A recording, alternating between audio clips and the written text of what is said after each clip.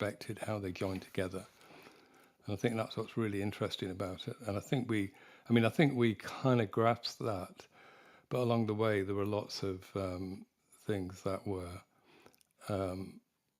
weren't really. It was difficult to bring out because, yeah, because like I say, I think there was a whole body of thinking which he's referencing here, which we don't really have access to. Other writers, you know. I mean, the main one I would say is Raymond Rio. I don't know how you pronounce it. Who's who writes on the kind of the relationship between philosophy and science. And I've been reading one of his books, and when I've read that, I've suddenly see where a lot of this is coming from, you know. But without that, it's like it seems totally not arbitrary, but just seems difficult to kind of grasp, you know. Yeah, it and it's also tough to tell because one of the things that so I invited Terrence to join us for this reading. He sadly wasn't able to because he ended up having some other commitments. But in our short back and forth and the stuff that he sort of has written about is he finds what is philosophy a little bit on the dissatisfying side. To him, the frustration he had is that there's sort of this really odd way that it pits um, various how to put it. It pits these three sort of modalities of thought, which are really disciplines, um, and it ends up putting us in a place of, as he words it, just to say, they don't deal with individuals so much as demarcations and resonances between disciplines.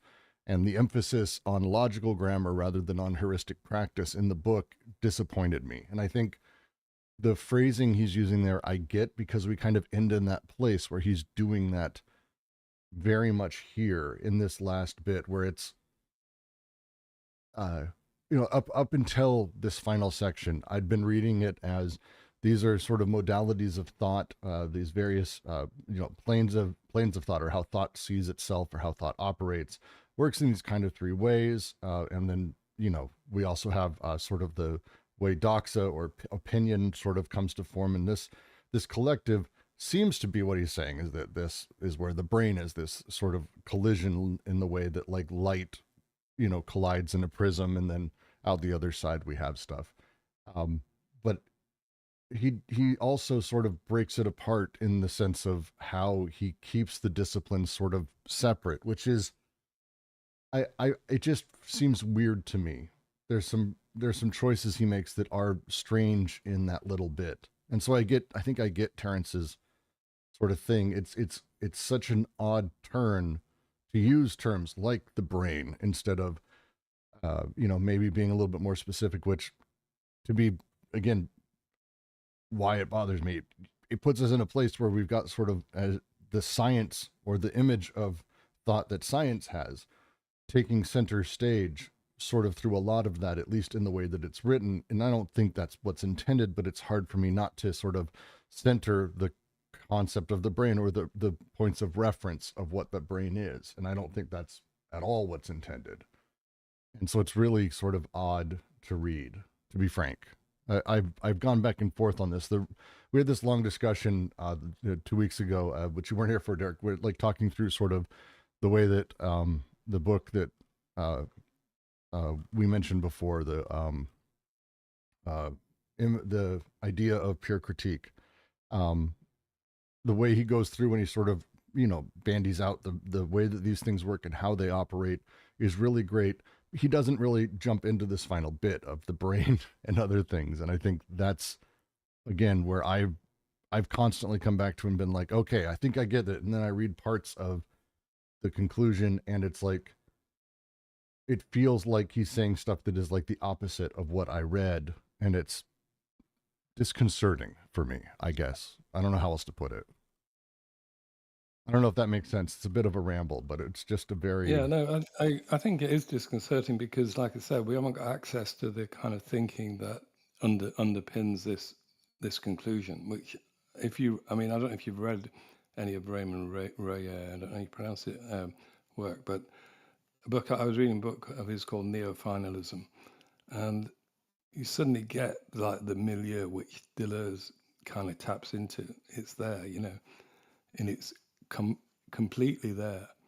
And suddenly this kind of reference to the brain completely makes sense. You know, it does completely make sense. But what Deleuze is doing is bringing this kind of massive analysis he's done of philosophy, science, and art in terms of plane figures, etc.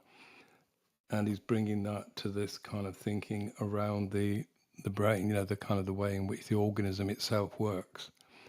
And I think that's what's kind of, in a sense, kind of revolutionary about this book, I would say, in that this is, I think, Deleuze's final statement. It's his probably, I think, his last book he wrote, and he's kind of taking it in a completely new.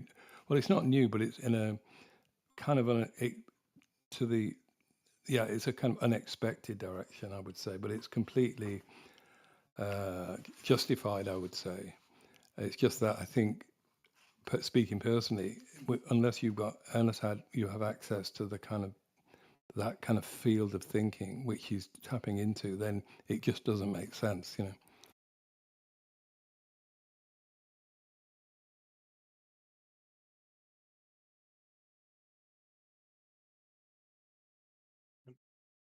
I guess to offer a perspective too. I actually liked the conclusion because I thought what was really interesting about it is that you had a lot of I thought they did a really good job of taking the drop off point of the heterogenesis, right, which is like page 199, where they leave that off, and they give this problem of like, so how do you understand the three disciplines collectively, right? Because we've done this work to explain how they're different and yet similar. And I thought what was interesting is, as much as the chaos provides a common denominator for them, I thought what was really interesting about the conclusion is they also use subjectivity, which was a kind of backdrop I felt for the three disciplines to a point. It gets developed, but I thought what was interesting is the use of the brain to kind of bring that forward so that you have this kind of interesting use of chaos and subjectivity um, to basically kind of tie the book in. I want to say to give it a nice bow, but I thought it was kind of neat how they brought it into those two concerns from chaos to the brain, as they say. So I just offer that. And also to mention, Derek, like Deleuze wrote a bunch after this. This is his last work with Guattari, but he wrote. He was prolific still after this. I want to say the cinema series, Logic of Sensation, the Francis Bacon works. The Fold, I think, came after this, if I remember right. And plus all the yeah, but those were like the things I know were written after, like literally where he was writing down still stuff. Oh, right, okay. Yeah. Yeah, I wasn't sure. I just had this feeling it was his last book, but it might have been, yeah, like you say, his last book with Guattari. Yeah, it was his last book with Felix, but and also there's the apocryphal sort of idea that Felix actually didn't really help write it at all, not in the way we understand. Deleuze had this quote he once said where he couldn't, as he was writing it, he couldn't extricate where Guattari's thought was versus his own. So he just gave him there's some apocryphal statements like that, which I've always liked. I'm not sure how true it is because you never quite know. But yeah, he wrote a bunch, but like it's little things. So for example, the use of the word brain, which is, I mean, in the original French, it's he's using the anatomical word for the thing. He's not like using the French word for mind, like we're talking about the mind or anything like that that's a little bit more existential, or like he's using the anatomical word for it. And that to me like starts us in a really interesting place. Every secondary text I've found is like, no, look, he doesn't mean to confuse us with the bodily organ. That's not the point. And it's like, well, then what the why?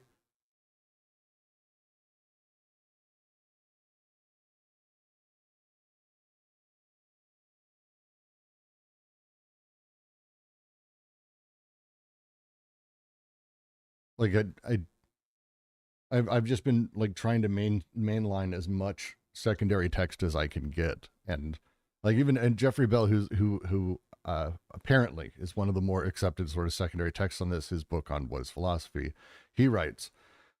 In Deleuze and Guattari's discussion of the brain is not to be confused with the bodily organ. Rather, the brain is the plane of immanence or problematic substance where the process of contraction and contemplation takes place and makes it possible for a determinate subject to have a determinate thought, which is a complex way of, I think, saying generally what I would call more subjectivity or the place that subjective, like et cetera, blah. But I and I like this, but I don't get that myself from the text. Like I get it to a point, but again, and maybe I'm overthinking the use of the words, but they're being a little bit like, is the brain the plane of immanence? It can't, that makes no sense to me as a thing. Yet it seems to be what all the secondary sources are saying. But it's like it's not really a locus, but it's kind of a common ground for it, right? Because they have that image of the three planes, and the brain is the Mm-hmm. riding them like a raft, like a raft down the river, like they're Huck Finn or something. Yeah. Because I think what it is they're responding to like in some level like contemporarily, right? Like a little bit of idealism, a little bit of like neurobiology, and a little bit of psychology are kind of conflated today as something like a subject. And I think to a certain degree, like what you're kind of getting in this is like Deleuze and Guattari are using subjectivity as a way of engaging, um, basically as a way of engaging the brain and all of that, but doing it so that they can place it within this kind of context of idealism without it becoming Platonic any more than, say, like Cartesian or something similar. I'm not too read up on like the idealist movement, but I think that's part of what they're doing is they're kind of moving it to this realm of like, thought as the movement of chaos on a plane, but connecting that with the brain so that there's this way that that's common to all three disciplines through both chaos and subjectivity, um, while still allowing for like a variation because the common ground is like adjacent to more ground, right? Because the disciplines take off in their own ways. Except the, like, because I'm with you. And that's again, but then you get sentences like, not every organism has a brain, not all life is organic, but everywhere there are forces that constitute microbrains or an inorganic life of things. That's from this conclusion, what is philosophy? And at that point, when we're talking about microbrains, I'm able to get it, but I get it much more in the context of, going back to AO, talking about decentered subject, the nature of desiring machines, these things that, like this, I grasp a little bit easier than saying, oh no, everywhere there are forces that constitute microbrains. And as such, everywhere these forces are, the forces that constitute microbrains would be where these three planes come together. Wait, what? Like suddenly it's like, because it where the brain is, the passive syntheses are where are sort of with that place, and it's where we get the plane of consistency that sort of is, where we get opinion and doxa and all these other things that sort of come out. But the odd play they're talking about then is philosophy, art, and science are not mental objects of an objectified brain, but three aspects under which the brain becomes subject. Thought brain, Yeah, right? But then, yeah, exactly. what about microbrains? Are there micro subjects then? I mean, like I kind of read that like to some level there's a spirit in like idealism phenomenology where like consciousness relative to an ego, or like I think even in difference and repetition, Deleuze is dealing with this in a similar way, right? Where things have an I, right? But he's trying to differentiate that from like how it's normally done.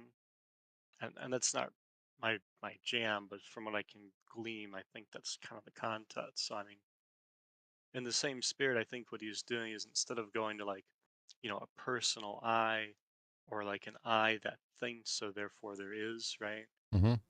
Or something in that spirit, Deleuze and Guattari are just moving into this point where um, it's not that, it's not like the horizon of consciousness for Sartre, right? It's simply that those things involved um, participate in some degree to subjectivity.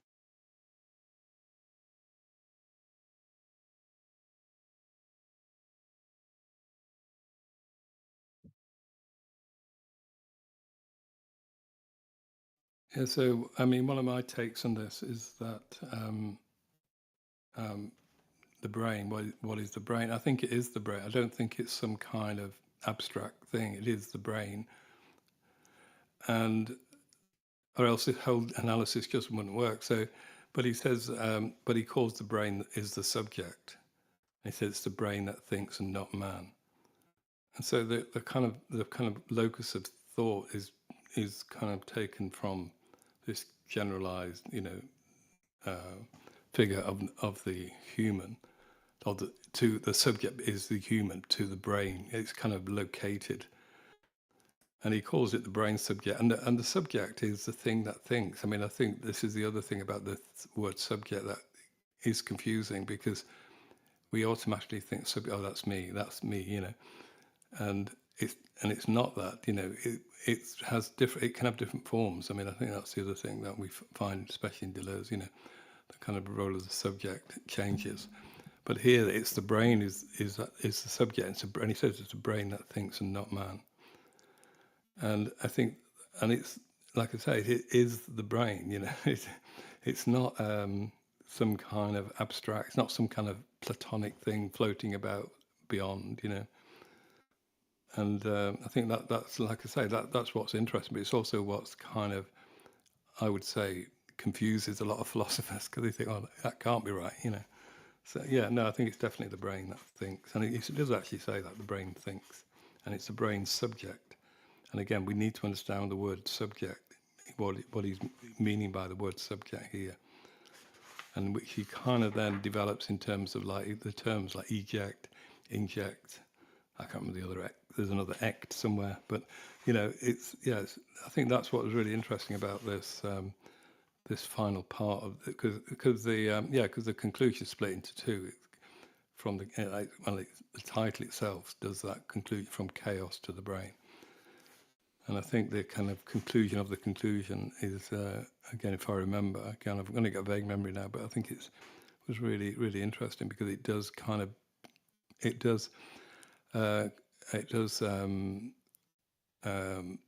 continue that kind of the sameness and difference of the philosophy, science, and art in terms of the kind of the plane, the figures, etc., etc. I'm actually gonna do a mea culpa. I have been wrong on a thing for a long time. What is Philosophy is basically, it's the last book from Deleuze. Jesus Christ, I misunderstood the publishing time around it, I think, and maybe just was wrong. But it's his last book. You were correct, Eric. Yeah, I thought it was that. Yeah. Well, that makes it even. I mean, honestly, that makes it even more. This causes more problems for me, actually.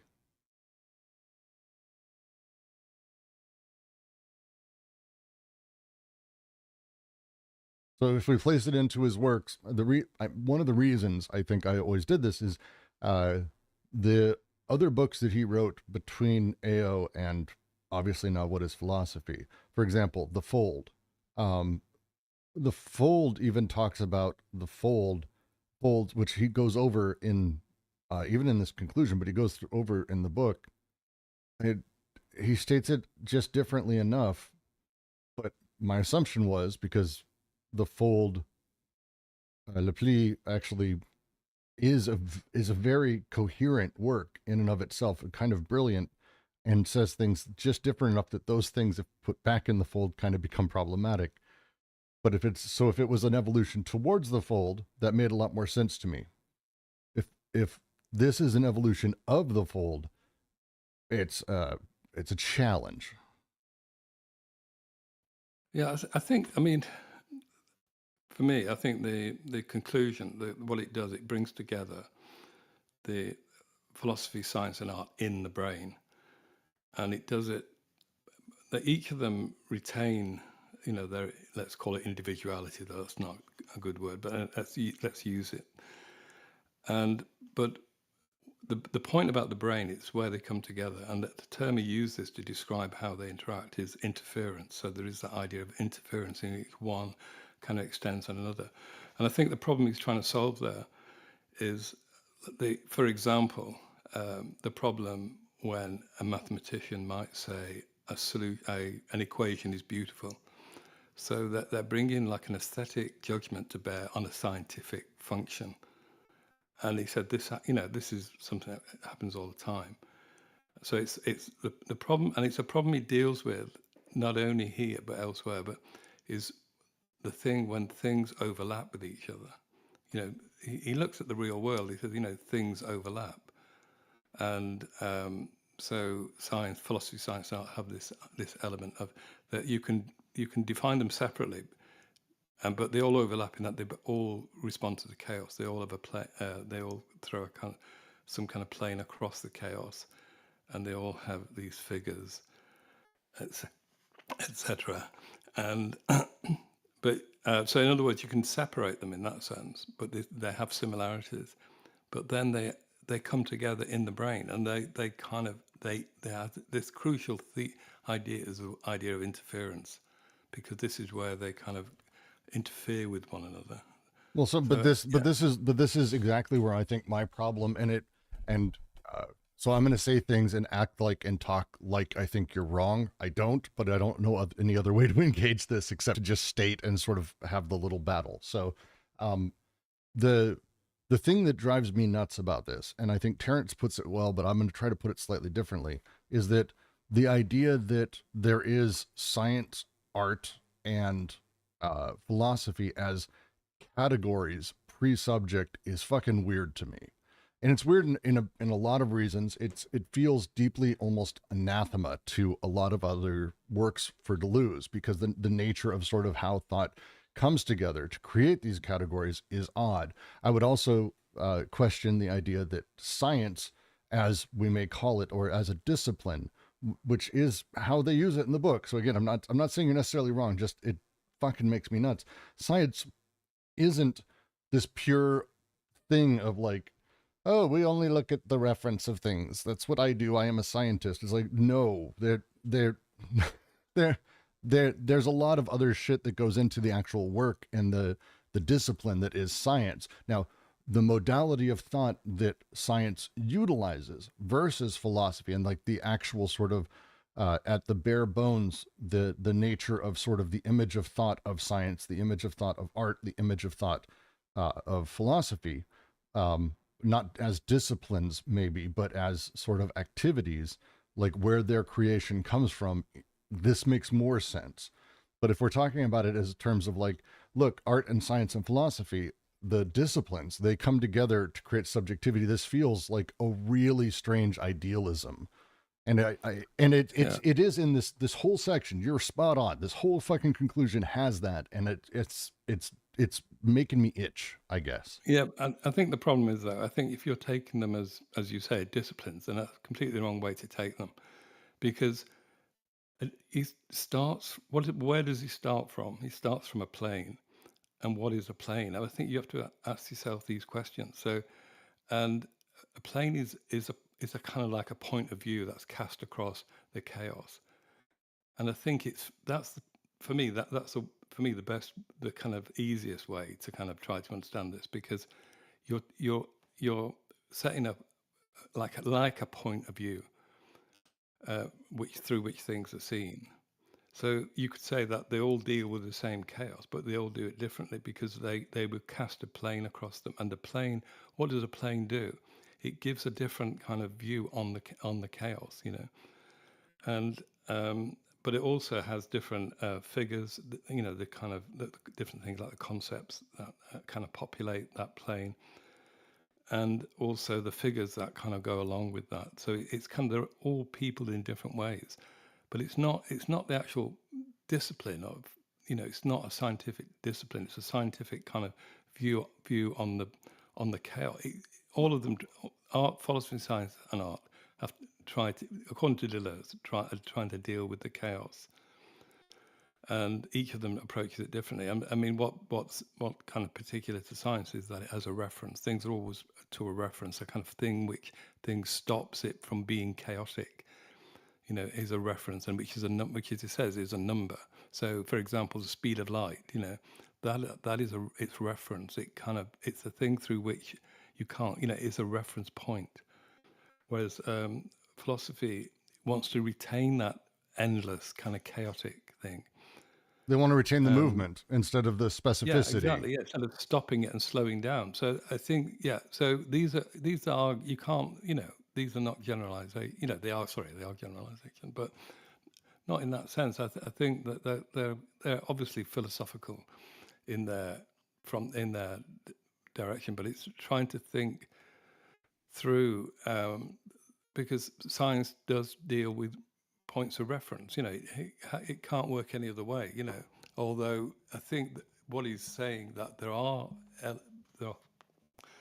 points when this doesn't happen, and I think that's what I mean about the end of it. So he builds up this picture, and then he kind of overturns it, and then he comes back to the brain is the point where they all meet. You know, so he brings them all together at the end of the section 6, and then brings them together. And where do they come together? In the brain, and it's through this kind of notion of interference, I think, which is a kind of crucial notion, even though it's only kind of short at the end. You know.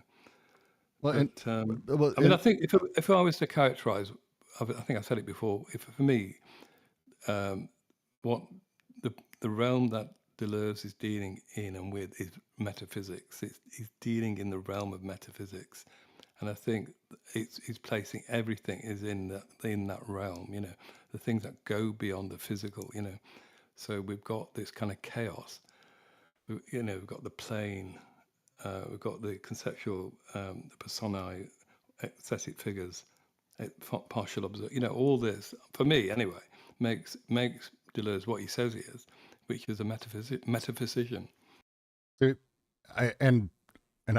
I think, and it may be nuanced, but it feels like I'm disagreeing with you in kind of a deep way.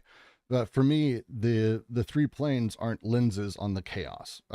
In fact, the way that they operate is basically they extricate from the chaos and they create elements. The plane of reference, for example, the scientist does when the creation of things is the stuff when we talk about being extricated from the chaos. A scientist dives in and brings back variables. A philosopher dives in and brings back variations. The artist brings back varieties. They go in, they create, and they come back. Like it's very much about the discipline, but the creation inside of that discipline. The planes themselves are less a view on the chaos as much as they are almost the instantiation or the individuation, because people don't deal with the chaos. The people, like, we're not like dealing with the chaos. We're dealing with the things created that those people dealt with the chaos. They made the things, we're dealing with those. They combined to create doxa, opinions, and all this stuff that we're with. And if we want to go create, we have to deal with creation. Deals with the chaos, proper creation. And it's only in these three discipline ways. So if someone is a scientist, they're not like looking at the chaos. If they're not creating, they're measuring, you know, various things. They're looking at stars and they're measuring things out. They're not, you know, doing anything new. They're not creating. They're not looking at chaos at all. They're looking at the instantiation, individuation of elements from the chaos that are placed inside of this referential sort of frame. The artist, for example, when we look at art, we're not looking at the chaos. We're looking at what the artist has drawn from the chaos and created. And then we're sort of in this other space where these things exist. We don't like, it's the way that he talks about it very much is that the creation is the diving into the chaos. And he uses a lot of phrasing, a lot of almost poetic about how awful it feels to sort of go and break through and defeat it by diving in. We only defeat the chaos at this price. But it's not that, me who's playing with a calculator and using reference, I'm not playing with chaos. I'm using a calculator. It's not chaos anymore. I'm playing with the sort of abstraction, almost the numbers themselves. And so the creation is the dealing with the chaos. And this is where it does feel as though he's being very specific in the disciplines, because he does go out of his way and say the scientist, the artist, the philosopher. These are the ways that they create, and they create by bringing back from the chaos. The scientist eliminates variables. They go out of their way to sort of, when they create, make sure that there's no chaos in what they create. So the plane of reference, that modality of thought that the discipline utilizes that. The artist brings back from the chaos varieties itself that constitute a reproduction of sensory in the organ, but set up a being of the sensory. This thing that's happening that people are making, painters go through a catastrophe. It's very much discipline based throughout it, because us sitting here, we're not dealing with the chaos. We're working through philosophical work and trying to get at the concepts utilized by his sort of semi-artistic medium and the grammar and the way he's written that's been translated. And he's making reference to other elements, and these things come together. And so this work is not itself like the creative aspect of philosophy. He did that when he created the idea of the creative aspects of philosophy and what philosophy creates. And these other concepts, the creation is what he did. We're not playing with philosophy. We're not playing with chaos. Chaos has been dealt with for us, and we're in a different place of it. This is how I read this. Because we're not creating. I just think you have to think, what does a plane do? What's the point of a plane? What does it do? And what is the point of the concepts that populate the plane? And what are the point of the figures? How are they related? I think that's the point, I would say. And this is what I'll come back to that point. It is a kind of scene. We see it from different points. The chaos because of the plane. Without any of this, the chaos would be chaos. It'd be chaotic. The plane, obviously, the plane is something that's cast across the plane, and it allows. It creates a. I still use the word point of view. I think it's. We have to go beyond that, I think. But I think the word that we've used the word lens before, like a lens on it. Horizon, the horizon. But then he uses the. Then he comes to this notion of the absolute horizon, which is without an observer. But I think that it is a kind of notion. It's derived. Fundamentally, it's a kind of geometrical idea. So obviously, I think that's obvious in the idea of plane. The plane is something that cuts across a figure. That's in geometry. That's what a plane does, and it allows us to. And if we take a certain point of view, it allows us depending on the plane, we have a different figure every time. So the plane can change constantly. Even we stand in the same place, we see the same thing, but because the plane changes, we're seeing the different thing. I think that's the underlying conceptual basis of this whole idea of the plane that Deleuze is dealing with. But then he talks about phrases, for example, with the artist, the art and again, the artist is dealing with the plane of consistency, and they're creating the elements of sensation, forces that are seen. But the artist is cutting through the slits of dogma. Like he uses the phrasing. Most people carry an umbrella in order to prevent dealing with the chaos, and this is opinion. And basically, the artist comes along and slashes it to allow a little bit of that chaos through, and then people come through and they have the imitators who repair the umbrella, and then the crowd of commentators who patch over it with opinions, communication. And so artists are making slits to allow like these things through. But again, this is very much implying that this is about the creative act causing those slits, and that the slits aren't like the thing that's always there. It's not like they're not creating this permanence. It's not a view on the chaos that's like eternal. It's this slits there, and then the commentators come by, it gets patched, and new art comes along, new. It's a very much a function of sort of this temporality to the need for new creation, because the old becomes the dogma, becomes the ordoxa. It moves into the space of communication and no longer sort of is that thing. So the need for new, the need for pushing forward, the nature of the diagrammatic and all of this, it is a play towards most of us are not at that point, and we're not doing the work of the creation. We're communicating, which which we are. We're reading, we're going over stuff, but we're not creating. We're not doing philosophy, we're not doing art, we're not doing science, we're not creating inside of those disciplines.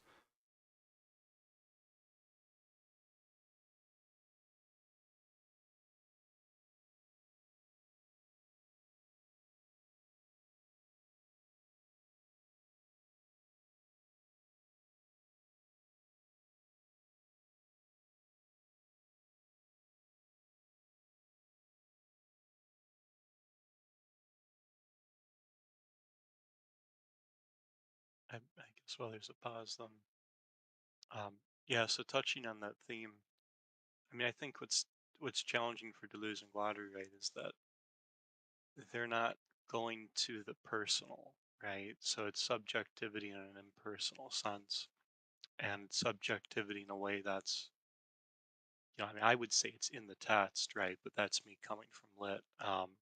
But it's, it's subjectivity on the plane.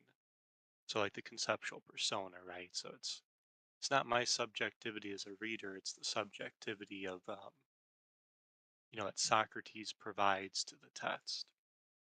For the example they give, right? It's the figure in art, right? So how Ahab provides subjectivity, which changes with Ishmael, right? Like there's a kind of there's a kind of morphing that goes on, especially in the literary sense, right? Because I think, like, I guess that's what's hard for me is I didn't feel the conclusion was inconsistent with the text because subjectivity is discussed in each of the three sections. Um, but it did surprise me how they want this sense where each, for me, discipline, I'm using it, I hope in the spirit they're doing this test, right, in the way in which something like art does its act of laying the plane, does its construction, does its subjectivity, right? For me, discipline is just kind of grouping that in like a kind of pedagogical way. So, right, they take the pains to separate out how each of these three disciplines um, works with chaos, right? So that they can talk about how it's different and in such a way that, philosophy works with the infinite, science limits the infinite so as to produce the finite, um, but well, more than that, so as to produce a limitation, I think is really what they're after there. And then art is able to develop this kind of chaos, or this plane out of the chaos where it's not really into that point of the virtual actual, but neither is in the referential. Um, and yet there's this interesting point about realizability they raise, right?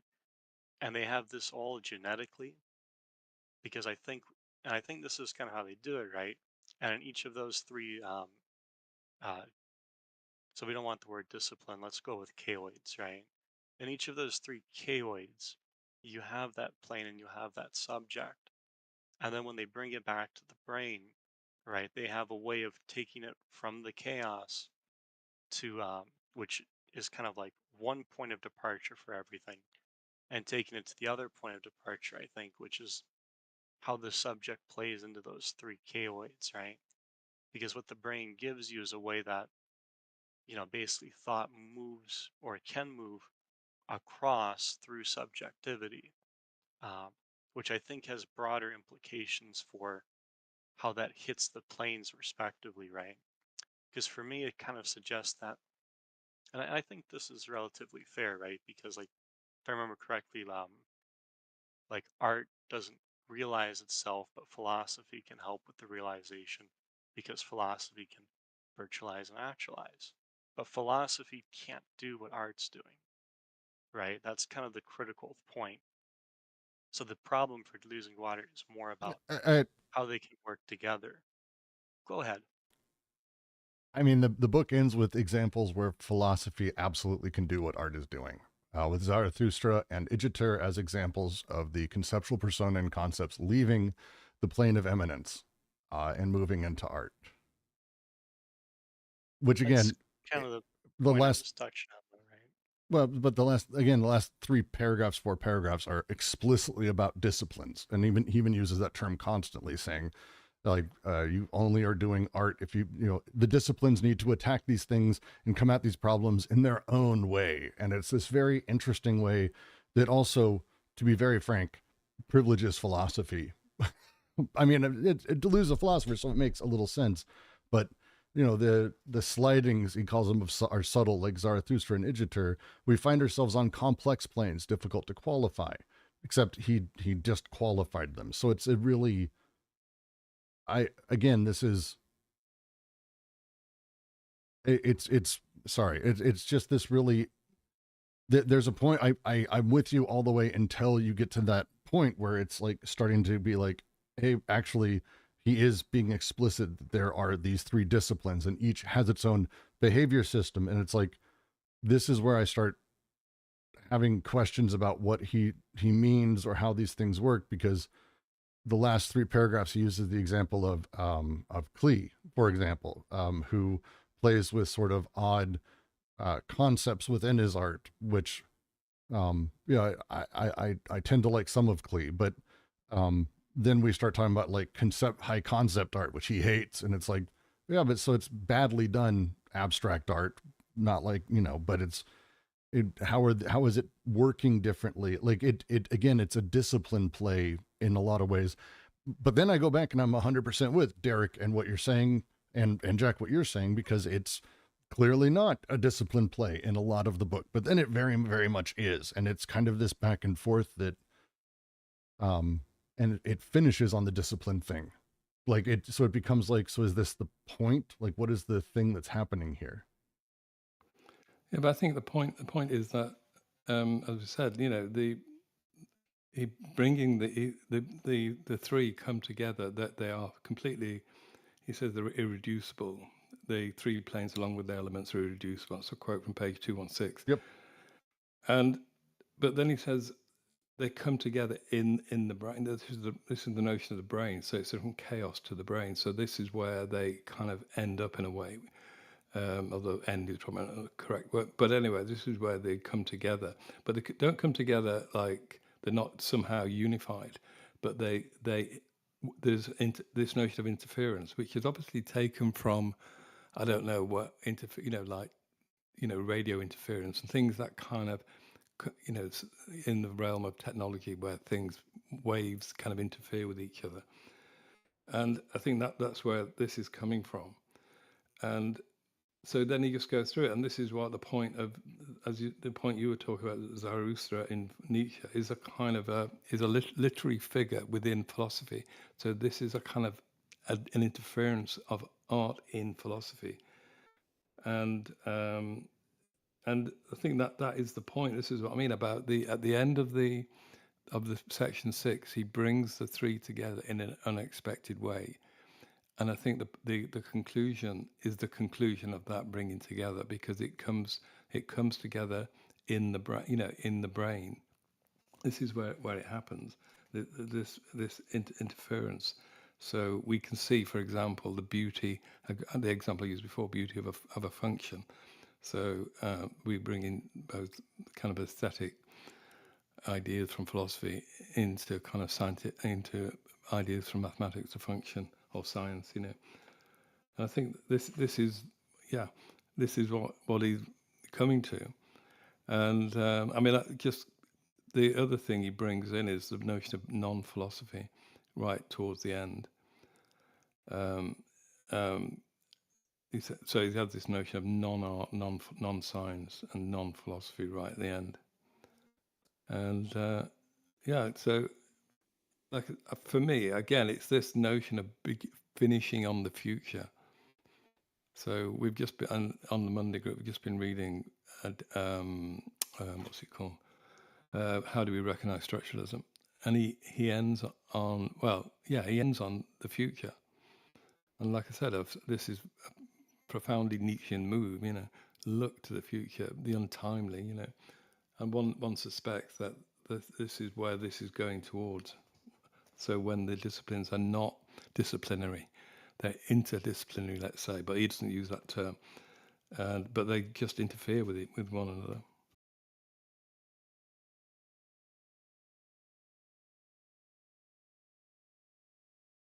Yeah, exactly right. Because there's two ways they share. They share in subjectivity and they share in chaos, right? So I mean, they can't do what each other is doing, but they do share in a certain sense. And there's a build. Like to me, the interesting thing about the interference is you could do something. You could have something just happen through philosophy, right? But because the chaoids can take, because they can interact with each other, you can have that move across the planes, right? So you can have it move from philosophy to literature and so forth, right? But you can also have it where the planes can kind of build um, kind of over each other in the chaos, right? And by extension in subjectivity, right? Because I think that's the thing about the interference is I completely agree. It's a way of talking about like the interdisciplinary, right? But it's a way of recognizing it in terms of the problem of the interdisciplinary, right? Which is, in a sense, is the problem of, the complexity through the combinative, right? Where, like JK, you and I were talking about this on Tuesday, right? Like, and it's an example I think they give in here with mathematics and art. So, like with music, right? Just intonation relies heavily on some arithmetic. But at the same time, even though there's some equations there, right? It's also music, right? So it's working on a plane of composition, and the mathematics is in part engaged through composition, right? The use of whole numbers is to achieve, we'll say, scales for keep it simple. But at the same time, there's an equation used, right? So to some degree, you're introducing a plane of like reference there, right? And But I I think would, but that's I the would kind of ask, spirit. but just Okay. specifically on that, I would ask, musicians don't use the equation. The equation's implicit Well, in it. They don't, like some do, sure, that exists. But it, like, for example, his example that he gives of Kandinsky's internal silence, which is the same thing. It's like, oh, it's this philosophical concept, but within art, it's like, oh, what can we tell the difference? Is like, well, first, yes, Kandinsky painted, and then he wrote a treatise that's philosophical on spiritual in art that he wrote himself. That very much is just a philosophical work. It's not an art. So when we talk about like a musician and how there is a mathematics to music, I would ask if John Coltrane was a mathematician. Like, of course not. The nature of what he was doing and how he was doing it and the things he was pulling from is very clear within a very specific discipline. We can come back to other disciplines and utilize them in crossover, sure, but they're I things can be reduced to those three. Those three are irreducible. It's not hard to reduce them. Again, there's an implicit yes, absolutely. The videos from AI that AI generates show physics happening, ball bouncing. The AI has no concept of what a ball bounce is or physics. That's not how it works. That's not how any of this works. But it is still implicit that there is some level of physics being done and that we're seeing. This same would be true in the case of music and mathematics. There are people who utilize mathematics and music, but it doesn't happen at the same time, and the mathematics that makes music isn't the same thing. Like it ends up being a decidedly art play or mathematical play. They're not, I don't see how they're imperceptible. But insofar as it's interdisciplinary, right, the point of the interference is there's some simultaneity happening. Right, so like using Xenakis, right, like he's using, I mean, he has graphs and things in his, I posted a photo, right? Some of his scores involve like actual graphs, right? Or like, you know, Lamont Young's use of just intonation, where he has this ridiculous use of ratios, and I don't even understand it, so I'm not going to try and do it try and do it justice, if you allow the pun. But that's the point, right? Is that there's a kind of possibility there, or at least this is what I'd like to offer for consideration, that seems to be a possibility wherein with the interference, right, there seems to be the introduction of a question, right, which is to what extent can one can the movement of thought here participate or move between uh, the uses of mathematics in a scientific plane for creating reference, while also creating compositionally, right? Because I think this is the heart of the problem of interference, right? There can be that kind of purity we're talking about where it's a little bit easier, right? But once you get interdisciplinary or multidisciplinary, it's and I think this is what they're recognizing. It's really challenging.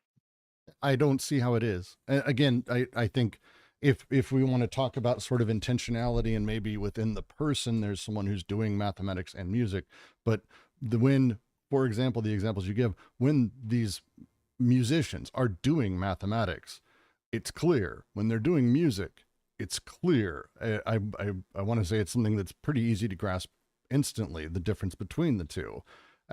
If I were to say that, you know, someone is creating Mandelbrot sets, and there's a guy who designed, like Mandelbrot created fractals, and they're really, really pretty, and it's mathematical at its base, that they're doing mathematics.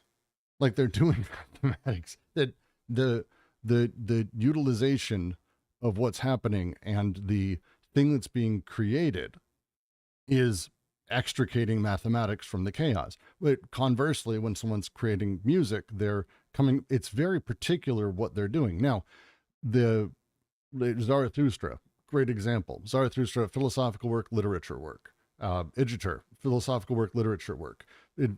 Which are they doing? Well, actually, they're doing art.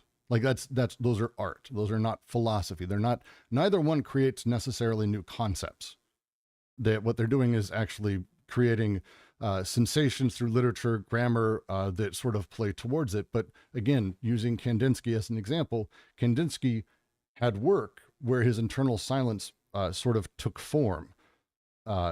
You can experience this as music. He wrote a philosophical piece on sort of the nature of these things. That is not music, even though it's a musical philosophy of music. This is where I'm not grasping. It's putting a lot of emphasis on the artist and the work they're doing and their intentions, which is an odd play given that a lot of this is happening pre-subject and is talking about sort of the formation of such a thing. So this is where at the end of this, because of phrasing around discipline being the focus, saying specifically that that's the case, that we see these things coming together when even the examples he gives, I think I can't imagine anyone going, oh yeah, Zarathustra's philosophy and not literature. It's literature, not philosophy. It's Nietzsche's a philosopher.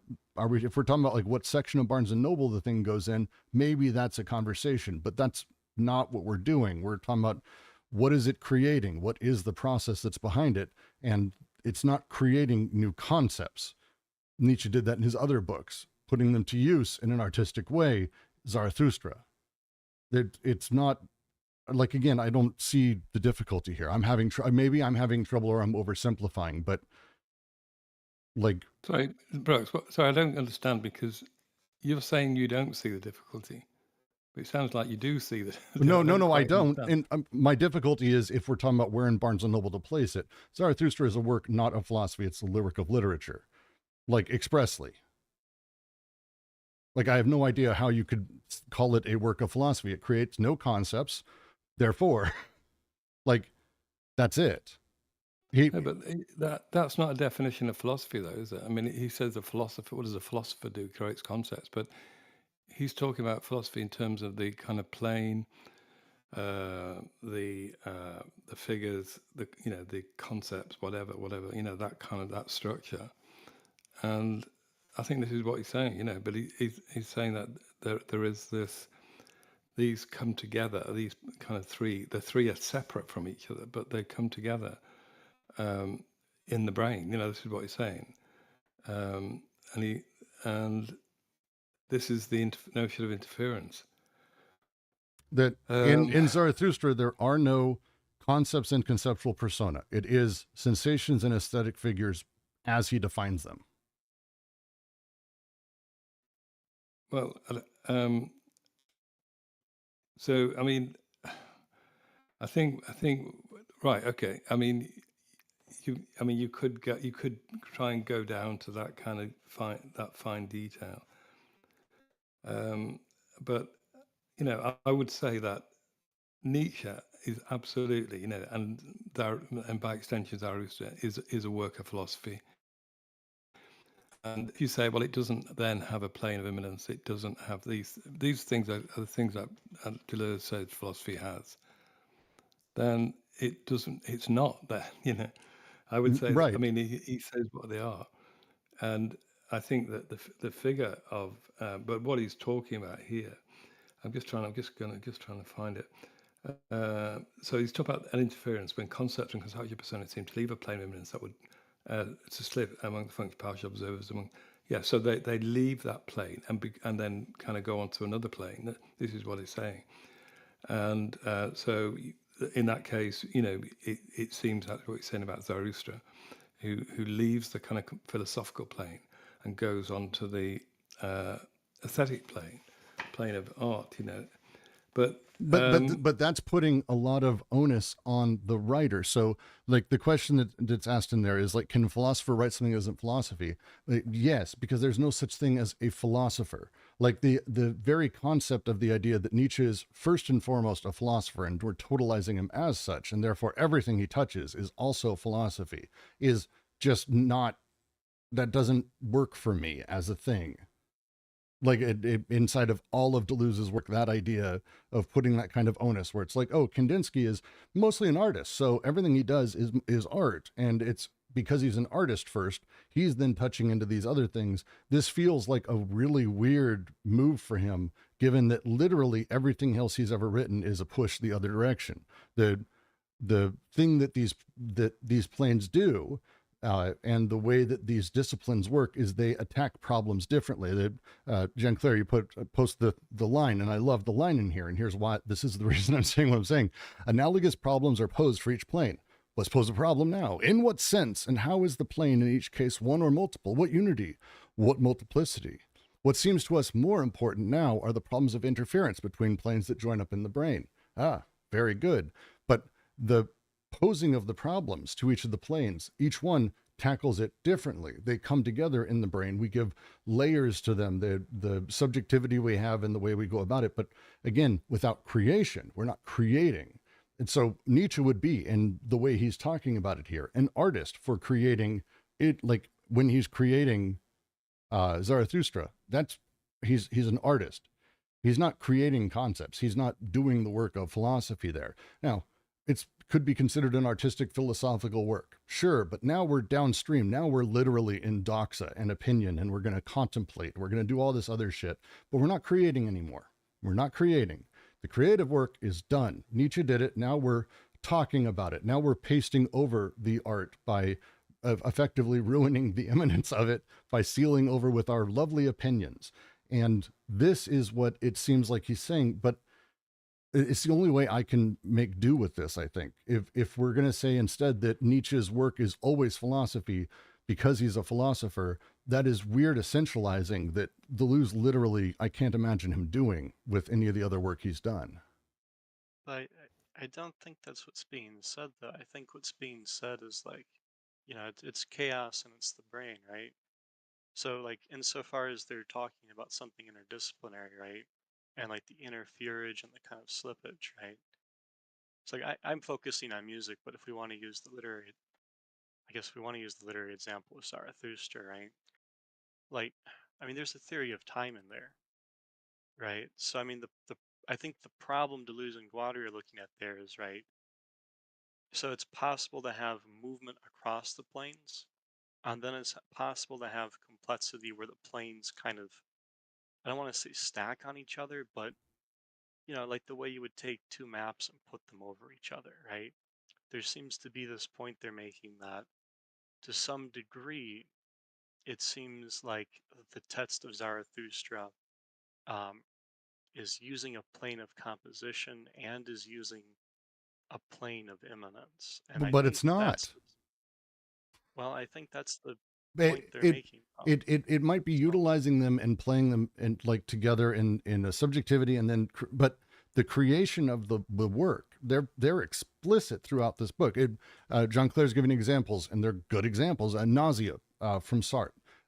Sartre's Nausea is explicitly literature. It doesn't create concepts. It may utilize and play around with concepts, and it's not creating them. It's creating sensations and grammatology that utilizes those forces. It is a work of art, not a work of philosophy. Simone de Beauvier's book, for example, She Came to Stay, absolutely utilizes concepts. I'm not saying it doesn't utilize concepts, but now we're having the conversation about the mathematicians using concepts, and now we're talking about logic. We're talking about Bertrand Russell, and again, he explicitly goes into how these other disciplines pretend like they're playing at philosophy, and he even gives examples of artists pretending like they're playing it, but they're not creating concepts. The creation of concepts is philosophy. That's the work of philosophy. The using of those concepts can be used kind of anywhere. These things blend together, but now, if I write a book that uses these concepts, or mathematics, for example, or scientific reference like three-body problem or hard science fiction, those are not suddenly mathematics. I'm not doing science by reading or writing that book. We're doing art. It's art first because it's creating the place for those the sensations and the forces of sensations. That's what you're doing when you're writing those books, or when they were writing those books. um, if it's in chaos, though, there seems to be a problem of simultaneity, right? Because it's the conditions for the real, basically. Again, I'm not talking about someone who's reading them and what they take from it and how we discuss it afterwards. Right now, again, we aren't doing art, philosophy, or science. We're talking, we're having opinions, we're dealing with it. And so we are the subjectivities they're talking about. But someone who's plowing through and creating something, the three are not reducible. The three cross over inside of the brain. The brain is where these three things meet. So an artist who is creating may utilize mathematics that they know of and that they learned elsewhere, but they're not doing math. They're not creating. They're utilizing planes of reference and the ideas around them and concepts that they read elsewhere to create art.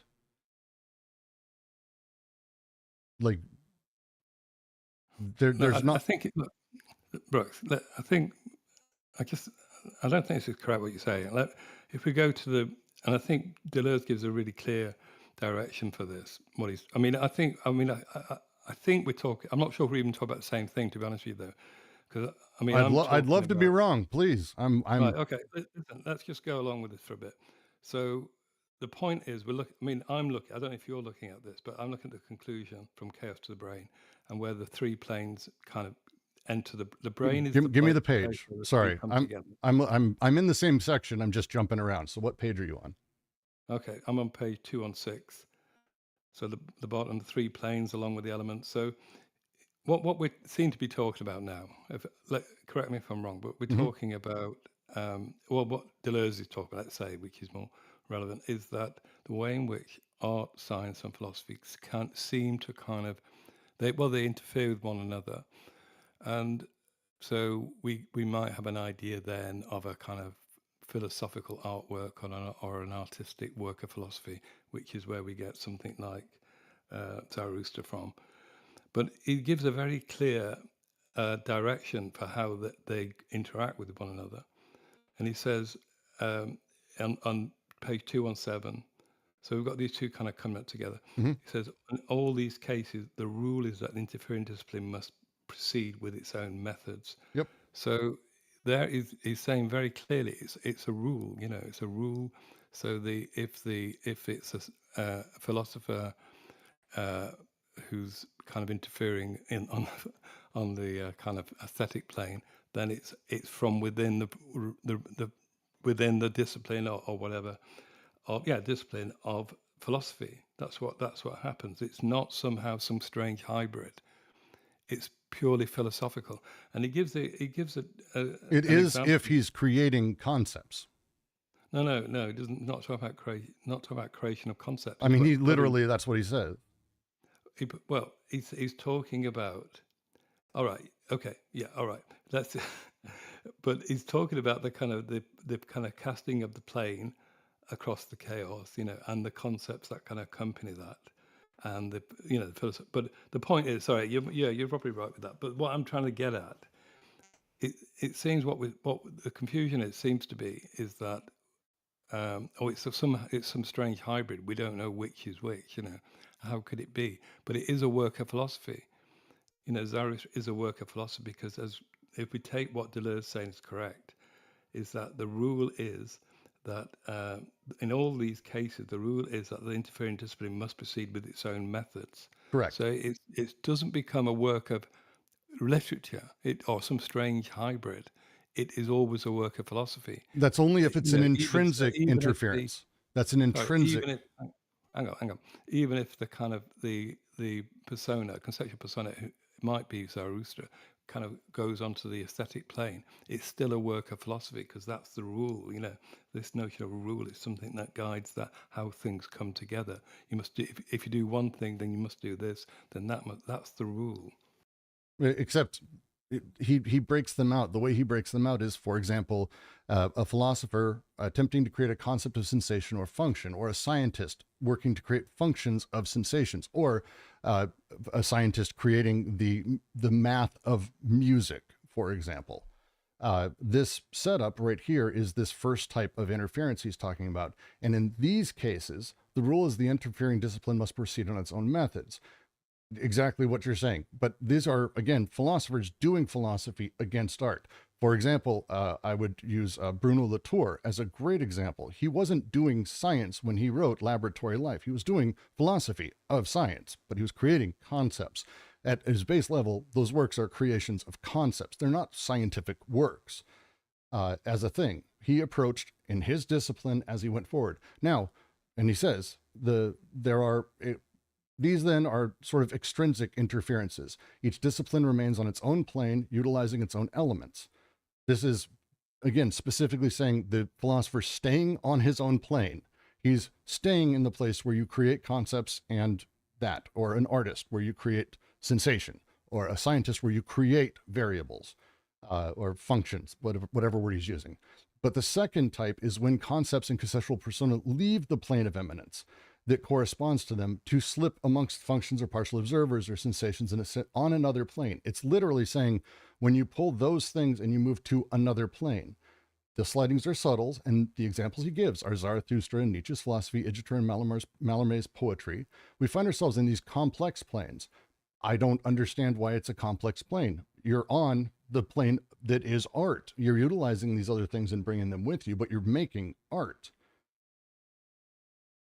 Like, this is the part I'm at a loss for why it's complex, No, because it he just says doesn't you're say on that. the other plane. It doesn't, Brooks. You're reading into things that's not there. It doesn't say that.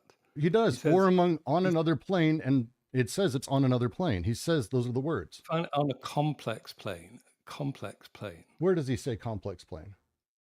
These signs instead of subtle like those Zarathustra, Nietzsche, Ijeter. Right Find it before that, on he complex says plane. he says specifically that we There is a second intrinsic type of interference when concepts and conceptual personas seem to leave the plane of eminence that would correspond to them, so as to slip in among functions and partial observers or among sensations and aesthetic figures on another plane.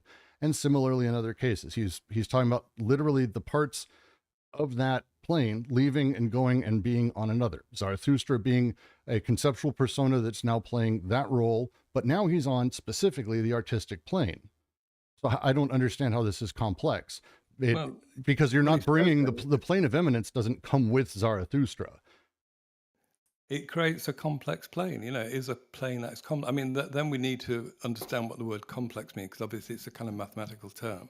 So the kind of plane has a complexity which it doesn't have when it's just people. It's just because he says at the beginning of this previous paragraph, the three planes are irreducible. So they can't be kind of confused with one another. But when these figures move over, it creates a complex plane. And that's all he says about it. He doesn't say any more about it. This is, I think, I'm agreeing. I'm agreeing with you. I'm not saying my conclusion's right. But the point is the final paragraph. He says, and then he says, so he's got these three. He goes through the three. He's got through the intrinsic, extrinsic, and then he's got the kind of ones that's not. So the one is intrinsic. So I think what he's doing here, he's talking about the location of these interferences. Interferences are intrinsic, they can be extrinsic, and finally he said those interferences that cannot be localized are not localized. And I think that is the point of this whole conclusion. He says the three. He doesn't give a kind of hierarchy. So this is better than this. Number one better than number two. But I think the conclusion that it leads to is what's really interesting, I would say, because this non-localized interference brings in what he calls the kind of notion of its negative. So we have a science. This is where he brings in. He just introduces non-philosophy, non-science, and non-art. And he also brings in the kind of the notion of being taught. So he says, art must form those of us who are not artists, that it must awaken us and teach us to feel, and that philosophy must teach us to conceive, or that science must teach us to know. And so, like I say, this is a philosophy, a science, and art of the future. It's not a philosophy of the now. It's not the way it is at the moment. I think this is what he says. So then he says philosophy needs a non-philosophy that comprehends it. It needs a non-philosophy comprehension, just art needs non-art, needs non-science. And they do not need know as beginning, as the end, or at the end, in which they would become and disappear by being there, by every moment of their becoming, of their development. And I think this is again, it's Deleuze's kind of affirmative philosophy, his kind of positivity. It's a positive, completely positive thing. And again, it's just, I think, completely following in the line of Nietzsche. And in this, he says, in this submersion, it seems that there is an extract from chaos, the shadow of the people to come. I mean, that is a phrase. I don't know who it's from, but one imagines it's from Nietzsche, because it's in quotation marks, informed that art, both philosophy and science, some forth mass people, world people, brain people, chaos people, non-thinking thought that lodges in the three, blah, blah, blah. It says, and that this is the future. I think that's what's being set up. I think and that's what I think is really, really significant about this book, you know, because it is like a lot of Deleuze's thinking. It goes towards the future. It wants to see what is going to come. And it's that last sentence that makes me readjust me to what I've been saying. And this is the challenge. But something like, again, Kandinsky's internal silence. He says it's non-thinking thought that lodges in the three. I get this idea. This comes out of work Laruelle did as well around non-philosophy. I get this shit. The idea of Kandinsky's internal silence, which is itself, if we contemplate and we reflect on it, all the things that, isn't philosophy explicitly, but we think about it, it's like, oh, it could be all of those things. It's like each one of those. But when it's actually put to use, it is explicitly one of those three things. And we can come back and deal with a modality that reflects it in a different way. Sure, we can do that. I can We can go take a song of Kandinsky's and go, here, let's mathematically figure out where his silence plays, how long it is, and where it comes out. Let's deal with that. We can do that. That's great. But that's not undecidable. It's music when it's put to the test and actually made into music and utilizes, the nature of the sort of the forces of sensation and composition and all of that. And then it's philosophical if we do like Kandinsky did, we write a treatise on such a thing. I don't understand how concepts, sensations, and functions are undecidable in either of the examples he gives. It's very explicitly like a contingent thing that's happening based on how it's being used towards creation.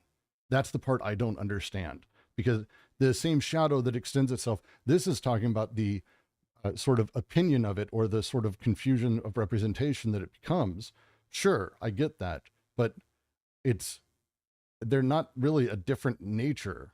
They're able to sort of play in all three spaces. I could do that with a lot of stuff, but it's not that they're like some new, it's not all three at the same time.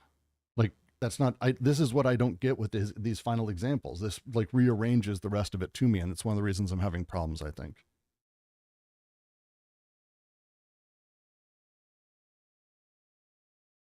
Yeah, I mean, I think the question we're circling around is like, if the disciplines do their own thing, how is multidisciplinary work possible, right? How are Deleuze and Guattari able to introduce this problem? And to me, I think it is that, you know, it's the two pieces of chaos and subjectivity, right? Because it's the common ground for the three disciplines, right? So they can do their own thing, but then see, that's the funny thing. I would have said Zarathustra's a novel. Um, That's art. well, right, but that's also limiting the point because, How?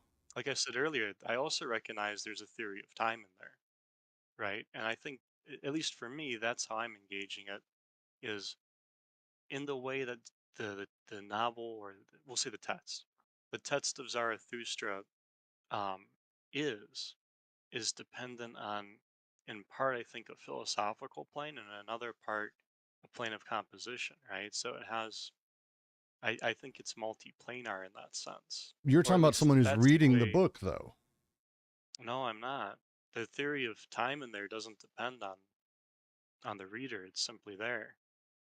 I mean, Zarathustra's question is, how can a text be multiplanar? How can it have more than one plane, right? Which is different than the problem they introduced earlier of moving around the planes, right? And I think that's where they leave this. I think that's to some How extent does a why the book become multiplanar when the brain is where no, these it's come chaos and the together? brain, right? It's chaos and the brain, right?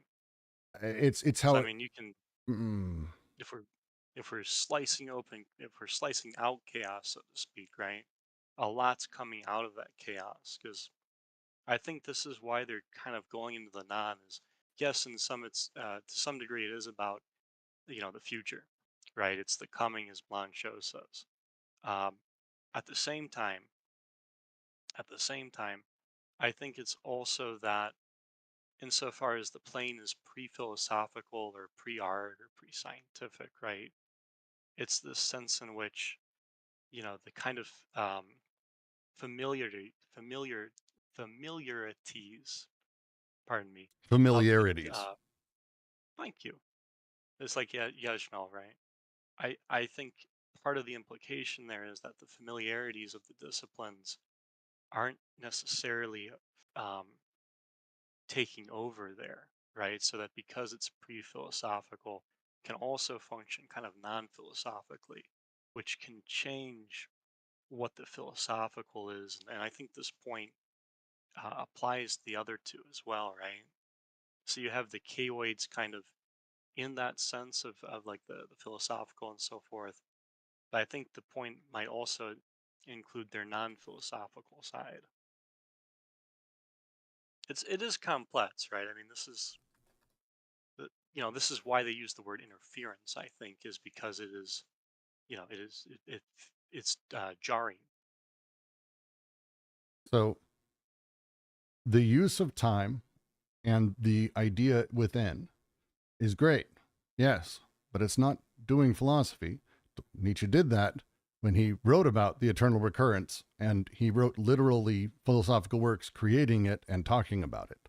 Zarathustra is an artistic work explicitly because it utilizes very specific like forms and functions and setups that they've placed. This is like, it's just a deeply unsatisfying thing to say, well, it kind of does these other things. It's like, sure, but they've literally outlined how these three function, that the creation is what matters here, that we reading this we're not dealing with the chaos. Again, someone reading the book doesn't deal with the chaos. The artist reached in and pulled out these sensations and elements that they've arranged for us within a painting, within a context, that we are then taking in order to experience the sort of a slit cut through the umbrella, as Deleuze says, before we pile it over. As we do, we critique it, our opinions. Literally, the thing we're doing here is actually drawing us further away from immanence. We're drawing further away from the cuts. We're actually papering it over as we talk about it and doing this. The idea that Nietzsche is a philosopher, and so it's a philosopher and discipline doing other things, and so it's philosophy but in art. Fine, the work itself and the creative work is not creative in the philosophical sense. Nowhere is there concepts created, nowhere is there conceptual persona created. Instead, it's very much explicitly the way he talks about art. Yeah, but I think the point, again, I'll repeat what I said earlier. I mean, I think we've got through the point of this conclusion is that we have this notion of interference. We have the extrinsic interference, which he talks about first. Then he talks about the intrinsic interference, which is what you're talking about, Brooks, at the moment, in terms of Zarathustra, in which the kind of partial, I forget what they call it, the conceptual persona, kind of go to another plane. And he doesn't say anything about Nietzsche not being, being a philosopher or whatever. He's saying it creates a kind of an intrinsic interference which creates a complex plane. I think that's the point of that. And it's only a short paragraph. But I think the third, like I say, I think the major point of this is the final paragraph, because he talks about the notion of non-science, and he calls it a shadow. And I think the way I would think about this is, what is philosophy and science and art in relation to those who are not scientists, who are not artists, who are not philosophers? And I think this is the kind of the idea that is being explored here. So it completely leaves this kind of very detailed kind of analysis of plane, conceptual persona, etc.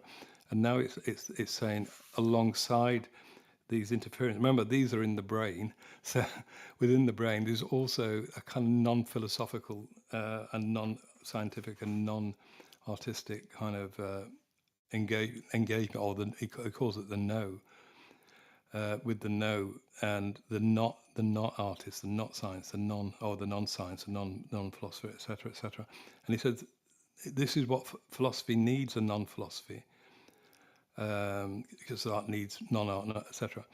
And I think, again, it's this, like I say, I think it's this look into the future. So for me, this is the challenge that the three face, that they must, because it seems from this you could take a suggestion that they've all left the non-artist, the non-philosopher behind, the non-scientist behind. And the people to come in this, there's a need for this relationship, because philosophy needs the non-philosophy, science needs its non-science, and art needs its non-art. There is this need for that. I mean, this is the place where it happens is in the brain, And he talks about the people to come, the mass people, the world people, brain people, etc., etc. So he says. And he says it's here that concept, sensation, functions. So the art, science, and philosophy, art and science become undecidable. At the same time, philosophy, art, and science become indiscernible. So the things that philosophy deals with, their concepts, what art deals with, the sensations, and what science deals with, functions, become undecidable. So we can't say what they are. And at the same time, philosophy and art become indiscernible. We can't actually see them. And the reason for this is that they share the same, they as if they shared the same shadow extends across their different natures, constantly. And this shadow is a shadow of the non, of the no, of the non-artist, Vicky says earlier on in that paragraph. And I think that that is it's like a call to me. This is a call to the future. This is what he's calling on, in exactly the same way that Nietzsche, sorry, Deleuze says Nietzsche does. In if you read his essay, Plato and the Simulacrum, at the right at the beginning of that, he talks about Nietzsche calling on philosophers of the future to overturn Plato. And I think this is a similar call from Deleuze to art and philosophy and science of the future. So it's expanded. But I think for me, that reads like a similar call.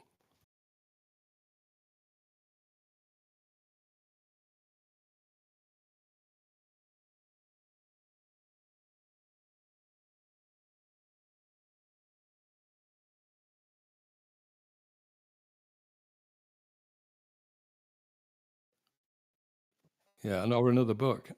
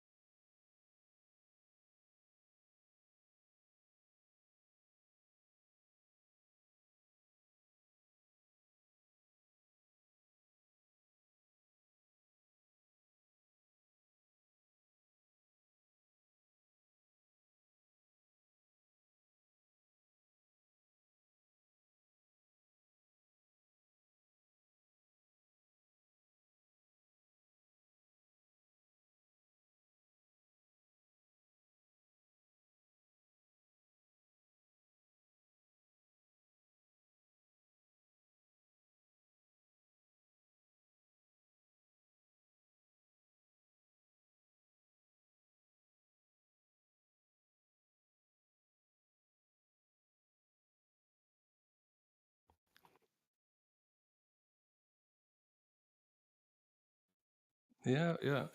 Because I was going to say, because he says, as you said, he gives that. He says they don't need the no at the beginning. So the beginning of philosophy don't need the no, the kind of shadow, the kind of shadow of those non-philosophers. So we don't need it at the end. But at the very moment, but well, he said, and they're becoming. So it's philosophy in its development, how philosophy it develops through this relationship to non-philosophy. Equally, he says science. Yeah, exactly. Yeah.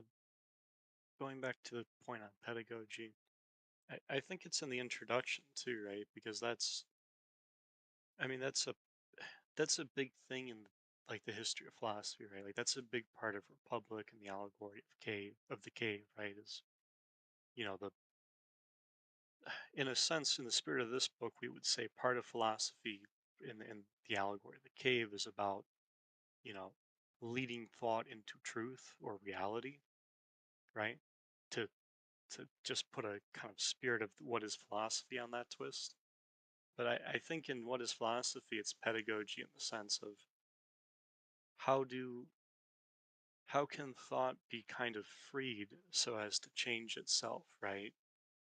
And in that sense, the way it hits us is then if thought is able to, we'll kind of say deterritorialize itself in the spirit of this, right? And that's part of the pedagogy is freeing itself from opinion while also being able to slice some of the chaos, right? In that sense, there's a pedagogy there for thought itself, I believe, which has implications obviously for subjectivity and down the road, right? When thought hits the person, kind of post subject, it has implications for what's possible in terms of, kind of how they say like thought strikes people, right? This is obviously, I'm speaking kind of post subject there because the subject is in thought, but hopefully you catch what I mean. I don't think it's dialectic. I think it's just about thought being able to do chaos and also, um, you know, take what thought is caught up in opinion and free it from opinion. Probably so it can do more chaos.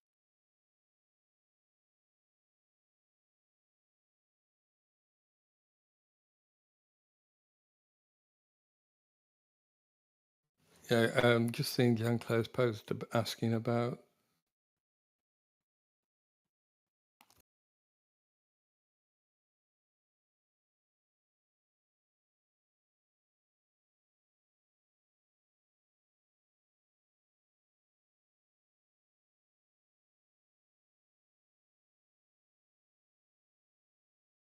I, I'm advocating dark clothes.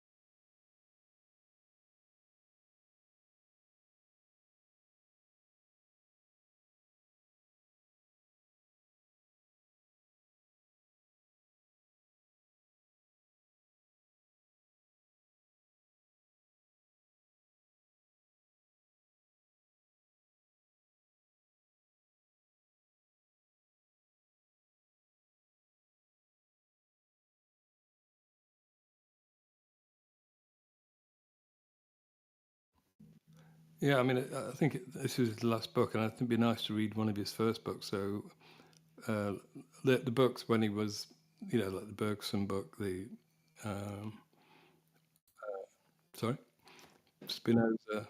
Say it again. Sorry, Hume. Yeah, Hume, Spinoza. I mean, I think Spinoza have got the biggest influence on this book. I would say on this one. Well, also Leibniz. Well, Leibniz and Spinoza. Yeah.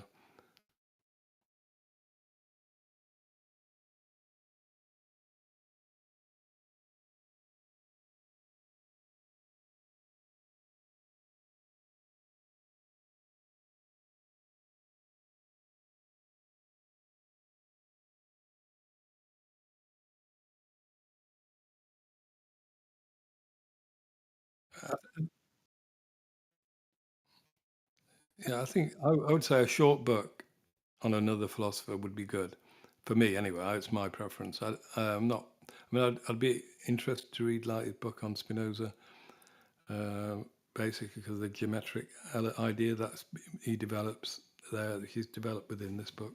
But I don't know. I'm pretty open.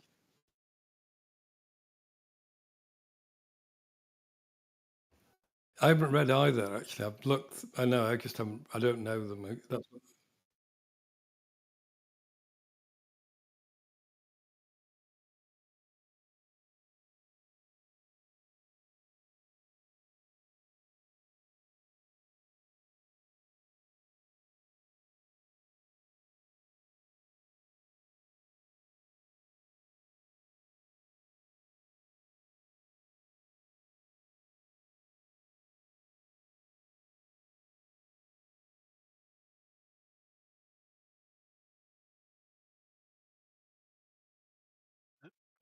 Expressionism and philosophy is the first one. The second one's practical philosophy.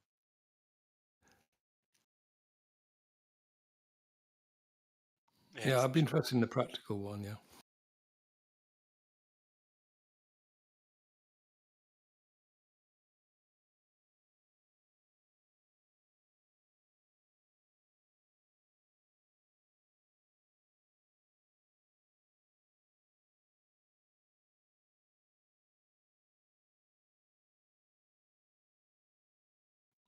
Yeah, and his book on yeah, and his book on Nietzsche as well, which is really great.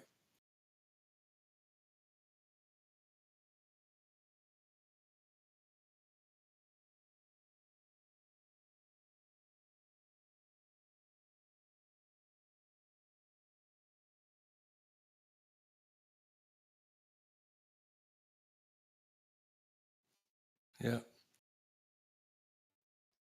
yeah, thumbs up.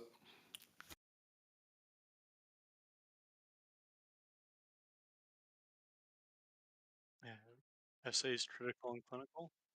Well, I'm into literature, man. I am serious. I'm still. I need to read it, so I'm over here like, oh, let's read with the DGQC.